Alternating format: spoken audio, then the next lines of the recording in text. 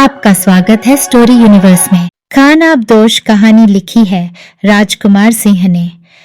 राजकुमार सिंह, जिन्हें ग्रामीण जीवन और उनकी समस्याओं का गहरा अनुभव है, अपनी कहानियों में इनकी जटिलताओं को बड़ी खूबसूरती से पेश करते हैं। क्या कभी आपने सोचा है कि एक ईंट भट्टे पर काम करने वाले मजदूर की जिंदगी कैसी होती है? क्या कभी आप कल्पना कर सकते हैं कि किसी का सपना मात्र ईंटों की दीवारों में सिमट जाए? खान आबदोश की कहानी आपको ले चलेगी उस भट्टे की गलियों में, जहां सुखिया और मानो की मेहनत, उनके सपने और उनके संघर्ष की दास्तान छिपी है। क्या मानो अपने सपनों का घर बना पाएगी? क्या सुखिया और मानो की जिद उनके जीवन में रंग भर पाएगी? क्या हालात उन्हें झुकने पर मजबूर कर देंगे या फिर वे अपनी किस्मत खुद लिखेंगे? तो चलिए शुरू करते हैं। सुखिया के हाथ की पथी कच्ची ईंटें पकने के लिए भट्ठे में लगाई जा रही थीं। भट्ठे के गलियारे में झरोखेदार कच्ची ईंटों की दीवार देखकर सुखिया आत्मिक सुख से भर गया था। देखते ही देखते हजारों ईंटें भट्ठे के गलियारे में समा गई थीं। ईंटों के बीच खाली जगह में पत्थर का कोयला, लकड़ी, बुरादा, गन्ने की बाली भर दिए गए थे। असगर ठेकेदार ने अपनी निगरानी में हर चीज तरतीब से लगवाई थी। आग लगाने से पहले भट्ठा मालिक मुख्तार सियाह ने एक एक चीज का मुआयना किया था। 24 घंटे की ड्यूटी पर मजदूरों को लगाया गया था, जो मोरियों से भट्ठे में कोयला, बुरादा आदि डाल रहे थे। भट्ठे का सबसे खतरे वाला काम था मोरी पर काम करना। थोड़ी सी असावधानी भी मौत का कारण बन सकती थी। भट्ठे की चिमनी धुआं उगलने लगी थी। यह धुआं मीलों दूर से दिखाई पड़ जाता था। हरे भरे खेतों के बीच गहरे मटमैले रंग का यह भट्टा एक धब्बे जैसा दिखाई पड़ता था। मानो और सुखिया महीना भर पहले ही इस भट्ठे पर आए थे दिहाड़ी मजदूर बनकर। हफ्ते भर का काम देखकर असगर ठेकेदार ने सुखिया से कहा था कि सांचा ले लो और ईंट पाटने का काम शुरू करो। 1000 ईंट के रेट से अपनी मजदूरी लो। भट्ठे पर लगभग 30 मजदूर थे जो वहीं काम करते थे। भट्ठा मालिक मुख्तार सियाह और असगर ठेकेदार सांझ होते ही शहर लौट जाते थे। शहर से दूर दिन भर की गहमा गहमी के बाद यह भट्ठा अंधेरे की गोद में समा जाता था। एक कतार में बनी छोटी छोटी झोंपड़ियों में टिमटिमाती ढिबरियाओं भी इस अंधेरे से लट नहीं पाती थीं। तड़बेनुमा झोंपड़ियों में झुककर घुसना पड़ता था। झुके झुके ही बाहर आना होता था। भट्ठे का काम खत्म होते ही औरतें चूल्हा चौका संभाल लेती थीं। कहने भर के लिए चूल्हा चौका था ईंटों को जोड़कर बनाए चूल्हे में जलती लकड़ियों की चिटपिट जैसे मन में पसरी दुष्यंतताओं और तकलीफों की प्रतिध्वनियां थीं, जहां सब कुछ अनिश्चित था। मानो अभी तक इस भट्ठे की जिंदगी से तालमेल नहीं बैठा पाई थी। बस सुखिया की जिद के सामने वह कमजोर पड़ गई थी। सांझ होते ही सारा माहौल भाई भाई करने लगता था। दिन भर के थके हारे मजदूर अपने अपने दड़बों में घुस जाते थे। सांप बिच्छू का डर लगा रहता था, जैसे समूचा जंगल झोंपड़ी के दरवाजे पर आकर खड़ा हो गया है। ऐसे माहौल में मानो का जी घबराने लगता था। लेकिन करे भी तो क्या? न जाने कितनी बार सुखिया से कहा था मानो ने अपने देश की सूखी रोटी भी परदेश के पकवानों से अच्छी होती है। सुखिया के मन में एक बात बैठ गई थी। नर्क की जिंदगी से निकलना है तो कुछ छोड़ना भी पड़ेगा। मानो की हर बात का एक ही जवाब था उसके पास। बड़े बूढ़े कहा करे हैं कि आदमी की औकात घर से बाहर कदम रखने पे ही पता चले है। घर में तो चूहा भी सूरमा बना रहा। कांधे पर यो लंबा एलार धर के चलने वाले चौधरी शहर में सरकारी अफसरों के आगे सीधे खड्डे न हो सके हैं। बुई बकरियों की तरह मिमियाए हैं और गांव में किसी गरीब को आदमी भी न समझे हैं। सुखिया की इन बातों से मानो कमजोर पड़ जाती थी। इसीलिए गांव देहात छोड़कर वे दोनों एक दिन असगर ठेकेदार के साथ इस भट्ठे पर आ गए थे। पहले ही महीने में सुकिया ने कुछ रुपए बचा लिए थे, कई कई बार गिनकर। तसल्ली कर ली थी, धोती की गांठ में बांधकर अंटी में खोस लिए थे।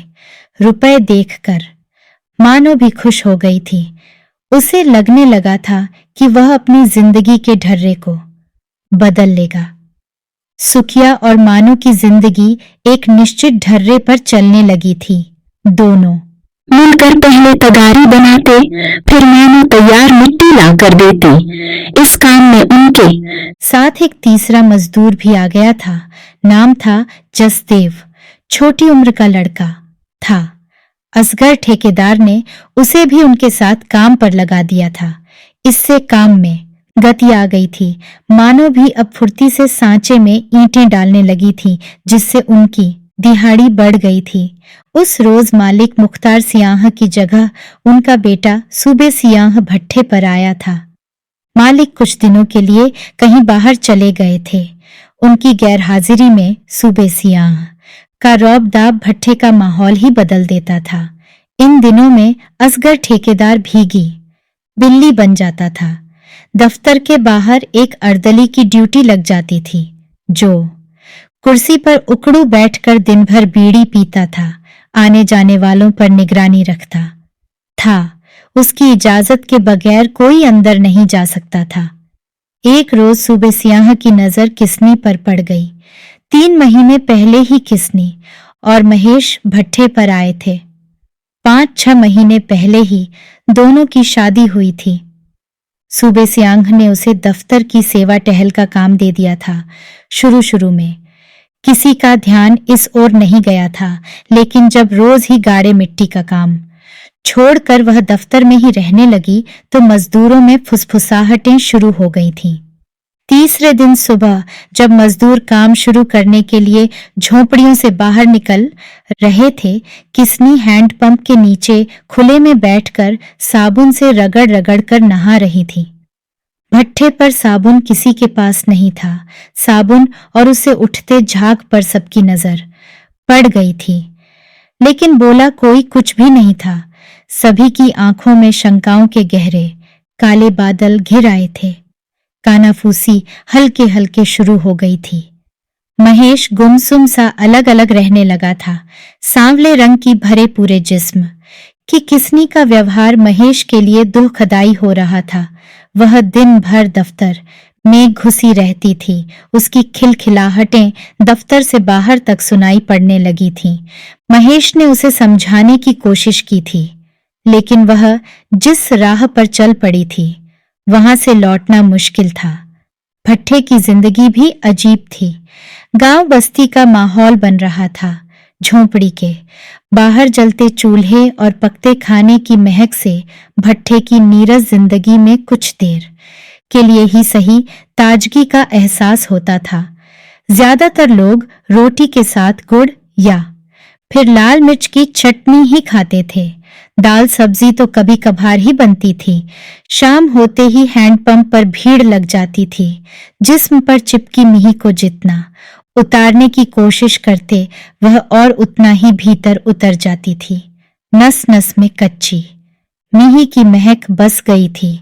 इस महक से अलग भट्ठे का कोई अस्तित्व नहीं था। किसनी और सूबे सियांग की कहानी अब काफी आगे बढ़ गई थी। सूबे सियांग के अर्दली ने महेश को नशे की लत डाल दी थी। नशा करके महेश झोंपड़ी में पड़ा रहता था।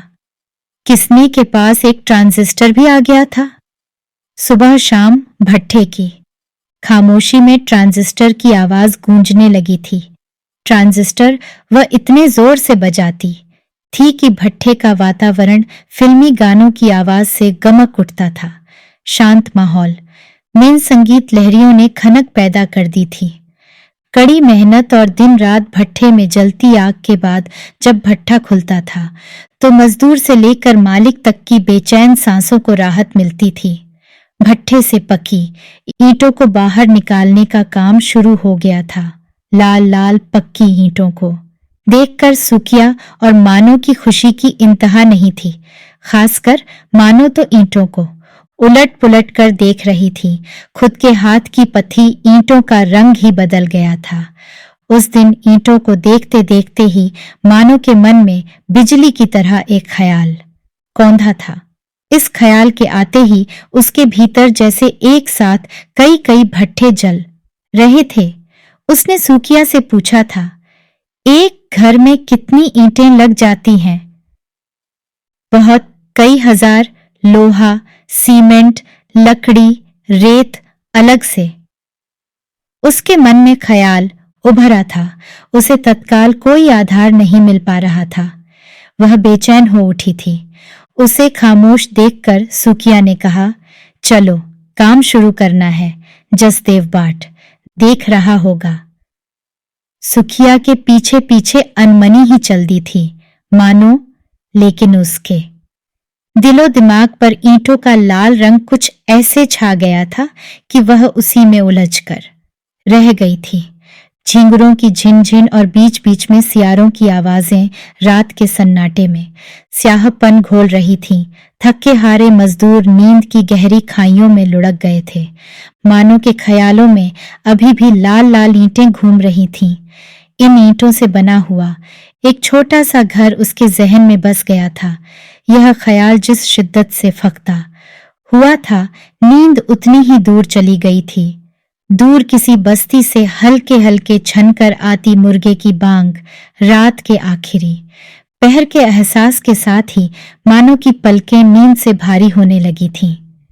सुबह के जरूरी कामों से निबटकर जब सूकिया ने झोंपड़ी में झांका तो वह हैरान रह गया था।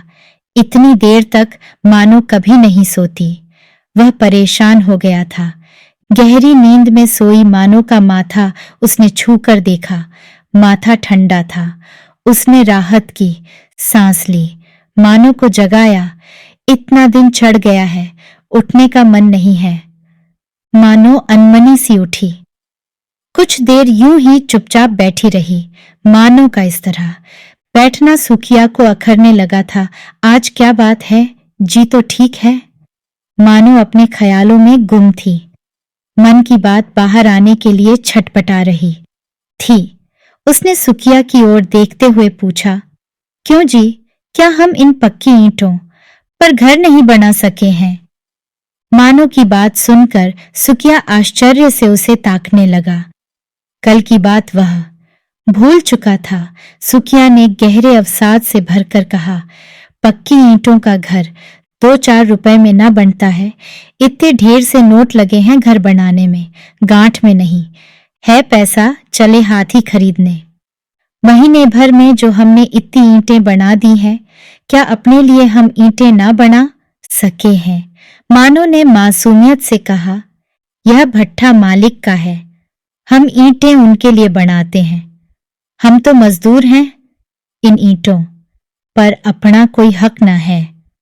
सूकिया ने अपने मन में उठते दबाव को महसूस किया। इन ईंटों पर म्हारा कोई भी हक ना है? क्यों? मानो ने ताज्जुब भरी कड़वाहट से कहा। उसके अंदर बवंडर मचल रहा था। कुछ देर की खामोशी के बाद मानो बोली, हर महीने कुछ और बचत करें, ज्यादा ईंटें बनाएं, तब भी अपना घर नहीं बना सकते। अपने भीतर कुलबुलाते सवालों को बाहर लाना चाहती थी।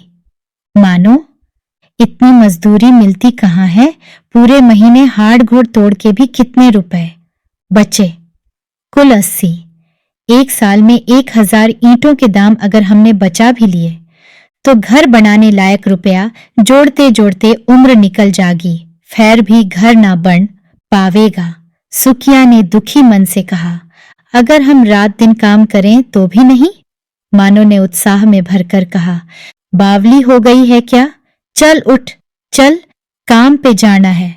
टेम ज्यादा हो रहा है, ठेकेदार आता ही होगा। आज पूरब की टांग काटनी है लगार के लिए। सूकिया मानो के सवालों से घबरा गया था। उठकर बाहर जाने लगा। कुछ भी करो, तुम चाहो तो मैं रात दिन काम करूंगी। मुझे एक पक्की ईंटों का घर चाहिए, अपने गांव में लाल सुर्ख ईंटों का घर। मानो के भीतर मन में हजार हजार वसंत खिल उठे थे। सुकिया और मानो को एक लक्ष्य मिल गया था।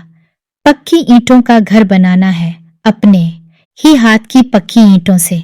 सुबह होते ही काम पर लग जाते हैं और शाम को भी अंधेरा होने तक जुटे रहते हैं। ठेकेदार असगर से लेकर मालिक तक उनके काम से खुश थे। सूबे सियाह किसने को शहर भी लेकर जाने लगा था। किसने के रंग ढंग में बदलाव आ गया था। अब वह भट्ठे पर गाढ़े मिट्टी का काम नहीं करती थी। महेश रोज रात में नशा करके मन की भड़ास निकालता था। दिन में भी अपनी झोपड़ी में पड़ा रहता था या इधर उधर बैठा रहता था। किसने कई कई दिनों तक शहर से लौटती नहीं थी। जब लौटती थकी, निढाल और मुरझाई हुई, कपड़ों लत्तों की अब कमी नहीं थी। उस रोज सूबे सियाह ने भट्ठे पर आते ही असगर ठेकेदार से कहा था, मानो को दफ्तर में बुलाओ, आज किसने की तबीयत ठीक नहीं है को। असगर ठेकेदार ने रोकना चाहा था, छोटे बाबू मानो को नी। बात पूरी होने से पहले ही सूबे सियाह ने उसे फटकार दिया था, तुमसे जो कहा गया है वही करो, राय देने की कोशिश मत करो।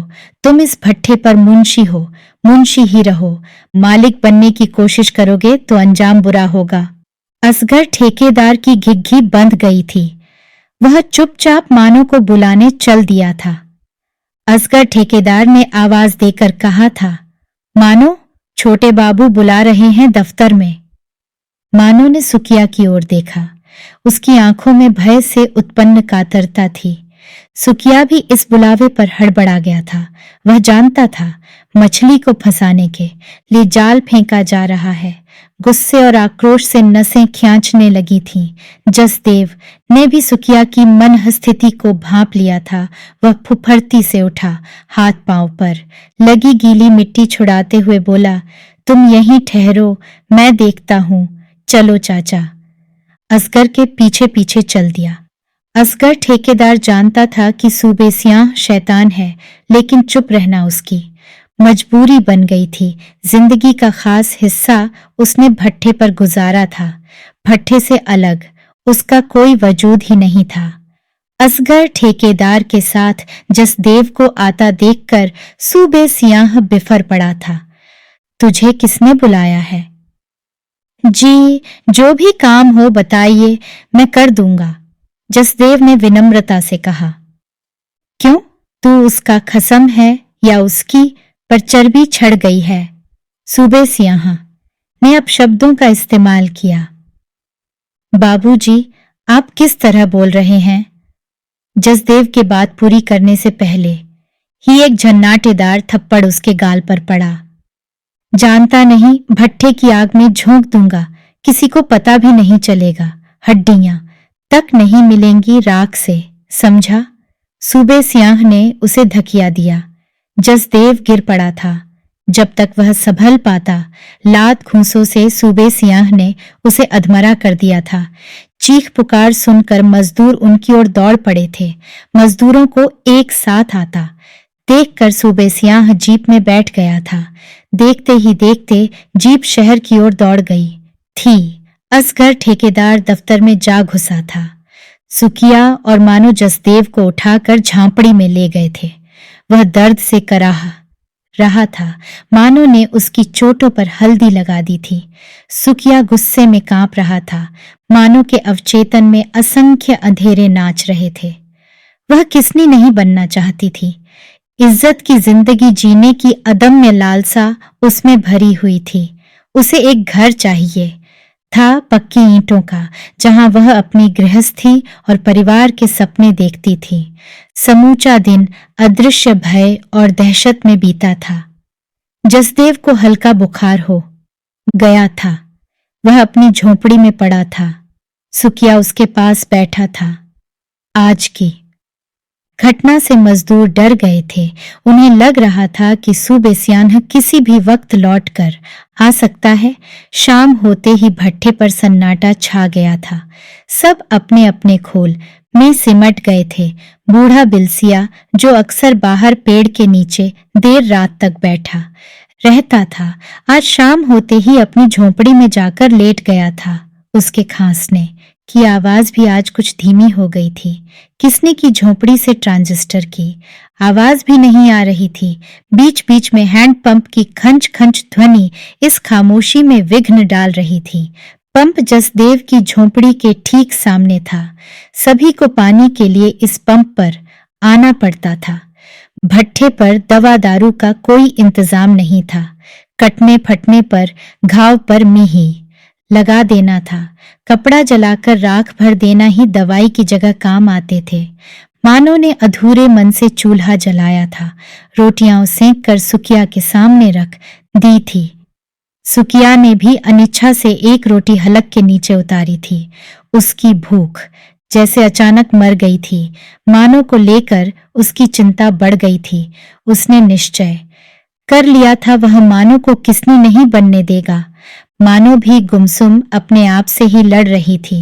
बार बार उसे लग रहा था कि वह सुरक्षित नहीं है। एक सवाल उसे खाए जा रहा था, क्या औरत होने की यही सजा है? वह जानती थी कि सुकिया ऐसा वैसा कुछ नहीं होने देगा। वह महेश की तरह नहीं है। भले ही यह भट्ठा छोड़ना पड़े। भट्ठा छोड़ने के ख्याल से ही वह सिहर उठी। नहीं, भट्ठा नहीं छोड़ना है। उसने अपने आप को आश्वस्त किया। अभी तो पक्की ईंटों का घर बनाना है। मानो रोटियां लेकर बाहर जाने लगी तो सुकिया ने टोका, कहाँ जा रही है? जसदेव भूखा प्यासा पड़ा है, उसे रोटी देने जा रही हूं। मानो ने सहज भाव से कहा। बामन तेरे हाथ की रोटी खावेगा, अक्ल मारी गई तेरी। सुकिया ने उसे रोकना चाहा। क्यों मेरे हाथ की रोटी में जहर लगा है? मानो ने सवाल किया। पल भर रुककर बोली, बामन नहीं भट्ठा मजदूर है वह, म्हारे जैसा। चारों तरफ सन्नाटा था। जसदेव की झोंपड़ी में ढिबरी जल रही थी। मानो ने झोंपड़ी का दरवाजा ठेला। जी कैसा है? भीतर जाते हुए मानो ने पूछा। जसदेव ने उठने की कोशिश की। उसके मुंह से दर्द की आह निकली। कमबख्त कीड़े पड़ के मरेगा, हाथ पांव टूट टूट कर गिरेंगे। आदमी नहीं जंगली जिनावर है। मानो ने सूबे सियाह को कोसते हुए कहा। जसदेव चुपचाप उसे देख रहा था। यह ले, रोटी खा ले, सुबह से भूखा है। 2 कौर पेट में जाएंगे तो ताकत तो आवेगी बदन में। मानो ने रोटी और गुड़ उसके आगे रख दिया था। जसदेव कुछ अनमना सा हो गया था। भूख तो उसे लगी थी, लेकिन मन के भीतर कहीं हिचक थी। घर परिवार से बाहर निकले ज्यादा समय नहीं हुआ था। खुद वह कुछ भी बना नहीं पाया था। शरीर का पोर पोर टूट रहा था। भूख नहीं है, जसदेव ने बहाना किया। भूख नहीं है या कोई और बात है? मानो ने जैसे उसे रंगे हाथों पकड़ लिया था। और क्या बात हो सकती है? जसदेव ने सवाल किया। तुम्हारे भैया कह रहे थे कि तुम बामन हो, इसीलिए मेरे हाथ की रोटी नहीं खाओगे। अगर ये बात है तो मैं जोर ना डालूंगी, थारी मर्जी। औरत हूं, पास में कोई भूखा हो तो रोटी का कौर गले से नीचे नहीं उतरता है। फिर तुम तो दिन रात साथ काम करते हो, मेरी खातिर पिटे। फिर यह बामन तुम्हारे बीच कहां से आ गया? मानो रूहां सी हो गई थी। उसका गला रूंध गया था। रोटी लेकर वापस लौटने के लिए मुड़ी। जसदेव में साहस नहीं था उसे रोक लेने के लिए। उनके बीच जुड़े तमाम सूत्रा जैसे अचानक बिखर गए थे। अपनी झोंपड़ी में आकर चुपचाप लेट गई थी मानो, बिना कुछ खाए। दिन भर की घटनाएं उसके दिमाग में खलबली मचा रही थीं। जसदेव भूखा है, यह एहसास उसे परेशान कर रहा था। जसदेव को लेकर उसके मन में हलचल थी। उसे लग रहा था जैसे जसदेव का साथ उन्हें ताकत दे रहा है, ऐसी ताकत जो सूबे सियांग से लड़ने में हौसला दे सकती है। 2 से 3 होने का सुख मानो महसूस करने लगी थी। सुकिया भी चुपचाप लेटा हुआ था। उसकी भी नींद उड़ चुकी थी। उसकी समझ में नहीं आ रहा था क्या करे। इन्हीं हालात में गांव छोड़ा था। वे ही फिर सामने खड़े थे। आखिर जाई तो कहाँ? सूबे सियाह से पार पाना आसान नहीं था। सुनसान जगह है, कभी भी हमला कर सकता है। या फिर मानो को विचार आते ही वह कांप गया था। उसने करवट बदली, मानो जाग रही थी। उसे अपनी ओर खींचकर सीने से चिपटा लिया था। जसदेव ने भी पूरी रात जाग कर काटी थी। सूबे सियाह का गुस्सैल चेहरा बार बार सामने आकर दहशत पैदा कर रहा था। उसे लगने लगा था कि जैसे वह अचानक किसी षड्यंत्र में फंस गया है। उसे यह अंदाजा नहीं था कि सूबे सियाह मारपीट करेगा। ऐसी कल्पना भी उसे नहीं थी। वह डर गया था। उसने तय कर लिया था कि चाहे जो हो वह इस पचड़े में नहीं पड़ेगा। सुबह होते ही वह असगर ठेकेदार से मिला था। असगर ही उसे शहर से अपने साथ लाया था। जसदेव ने असगर ठेकेदार से अपने मन की बात कही। ठेकेदार ने उसे समझाते हुए कहा था, अपने काम से काम रखो, क्यों इनके चक्कर में पड़ते हो? जसदेव के बदले हुए व्यवहार को मानो ने ताड़ लिया था, लेकिन उसने कोई प्रतिक्रिया जाहिर नहीं की थी। वह सहजता से अपने काम में लगी थी। वह जानती थी कि उनके बीच एक फौसला आ गया है, लेकिन वह चुप थी। सूबे सियाह को भी लगने लगा था कि मानो को फुसलाना आसान नहीं है। उसकी तमाम कोशिश निरर्थक साबित हुई थी।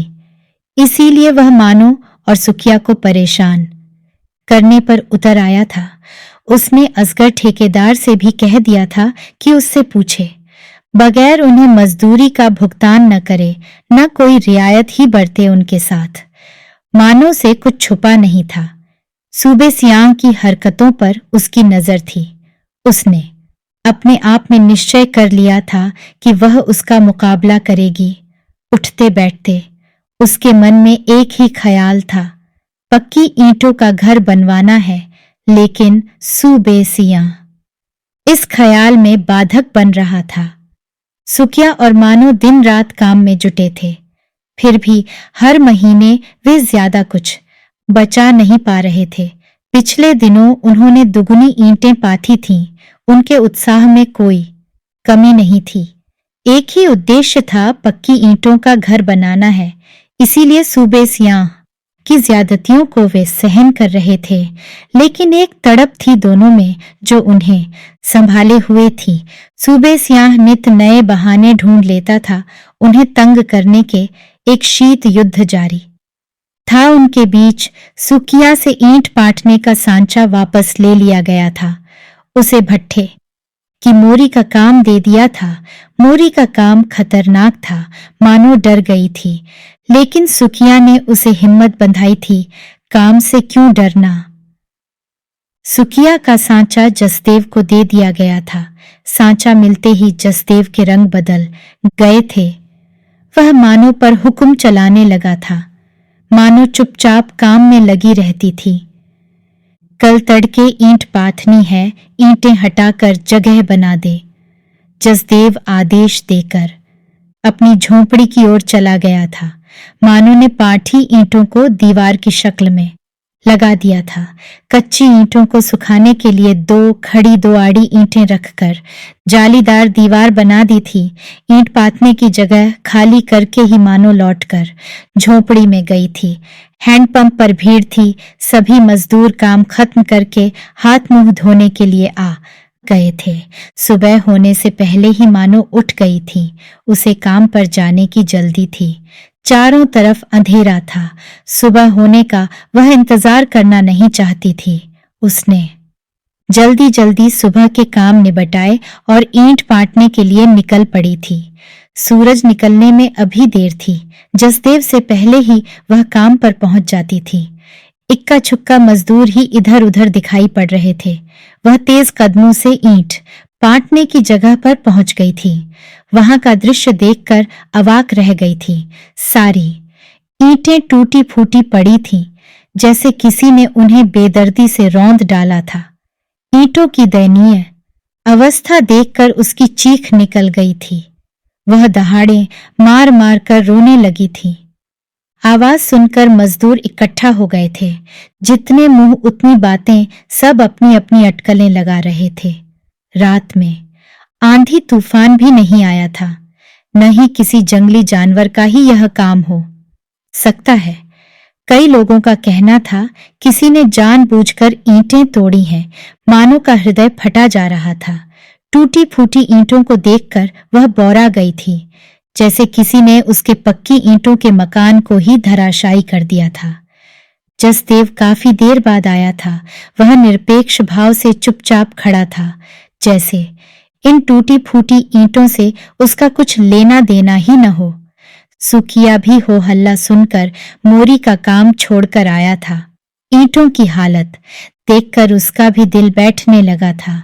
उसकी जैसे हिम्मत टूट गई थी। वह फटी फटी आंखों से ईंटों को देख रहा था। सुखिया को देखते ही मानो और जोर जोर से रोने लगी थी। सुखिया ने मानो की आंखों से बहते तेज अंधड़ों को देखा और उनकी किरकिराहट अपने अंतर्मन में महसूस की, सपनों के टूट जाने की। आवाज उसके कानों को फाड़ रही थी। असगर ठेकेदार ने साफ कह दिया था, टूटी फूटी ईंटें हमारे किस काम की, इनकी मजदूरी हम नहीं देंगे। असगर ठेकेदार ने उनकी रही सही उम्मीदों पर भी पानी फेर दिया था। मानो ने सुखिया की ओर डबडबाई आंखों से देखा। सुखिया के चेहरे पर तूफान में घर टूट जाने की पीड़ा छलछला आई थी। उसे लगने लगा था जैसे तमाम लोग उसके खिलाफ हैं। तरह तरह की बाधाएं उसके सामने खड़ी की जा रही हैं। वहां रुकना उसके लिए कठिन हो गया था। उसने मानो का हाथ पकड़ा, चल, ये लोग हमारा घर न बनने देंगे। पक्की ईंटों के मकान का सपना उनकी पकड़ से फिसलकर और दूर चला गया था।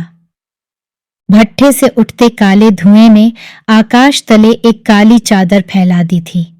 सब कुछ छोड़कर मानो और सुखिया चल पड़े थे, एक खानाबदोश की तरह जिन्हें एक घर चाहिए था रहने के लिए।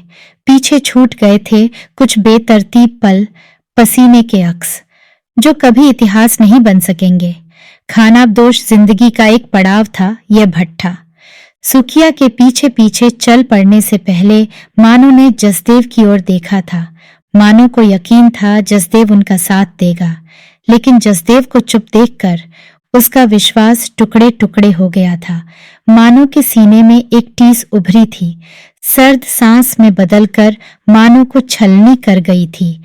उसके होंठ फड़फड़ाए थे कुछ कहने के लिए, लेकिन शब्द घुट कर रह गए थे।